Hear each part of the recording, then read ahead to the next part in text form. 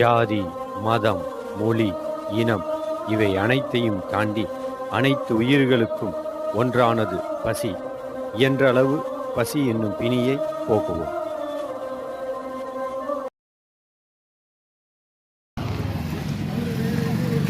அப்படியே பொறுமையா வாங்கிக்கோங்க.